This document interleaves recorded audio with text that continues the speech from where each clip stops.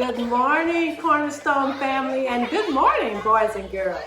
It is our Cornerstone Children's Story Hour. So let us get to our story today. It's entitled A Widow's Oil Multiplied, and it's found in 2 Kings chapter 4, verses 1 through 7. Now let's open up our Bibles to Philippians, where our Bible verse is coming from today. It says, "And my God will supply all your needs according to his riches given to us in Jesus Christ." So that's Philippians 4, verse 19. And the theme for the story today is God provides for his people and for us, for all of us. So let us get into our story. Elijah and the widow oil multiplied. One day, a widow cried out to the prophet Elijah, "My husband has died. He owed a great deal of money. Now the person who lent the money to my husband wants to take my sons to pay for the debt."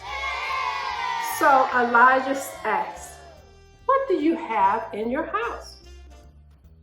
"Only a jar with little cooking oil," replied the widow.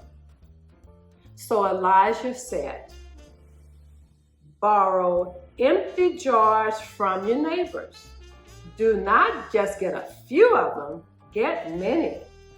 Take the jars inside your house and shut the door, and pour your oil into all the jars." You know, when I was thinking about that, I was just thinking, I wonder how many jars I would have borrowed. Better yet, how much faith would I have had to borrow many jars when I knew all I had was a little bit of oil? But if the woman only borrowed only one or two, or maybe three, would she have enough money to sell it and to have enough money to pay the debt? Just thinking about that. But guess what? The boys borrowed a lot of empty pots and bowls. They were eager. They would get 1, 2, 3, 4, 5. They borrowed a lot of pots. Then they did what Elijah said. They went inside their house, shut the door. They filled one jar full and then the next.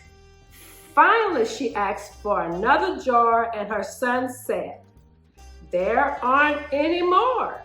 The oil had filled every container they had gathered. The widow found Elijah and told him about the miracle that God had provided.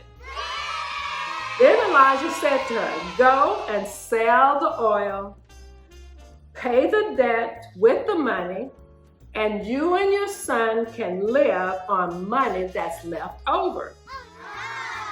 So the widow, she sold all the oil she could at the market, gave all the bowls and jars back to her neighbors, and then she paid all the money her husband had owed, and then she had money left over for she and her sons.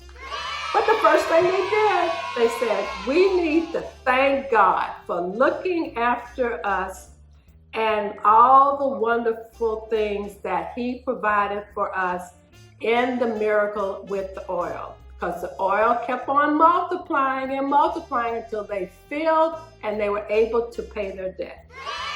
So God provided a way for the woman to pay the family debt and to live on the surplus. Yay! That's a good story for all of us.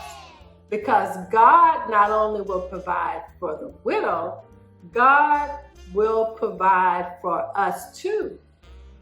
So God will look after us too, like he did the widow. So what ways has God provided for you and your family? But remember, our greatest need is salvation from sin. And God sent Jesus to be our Savior and to provide for us. So remember that God provides for his people. He provides for you and he provides for me.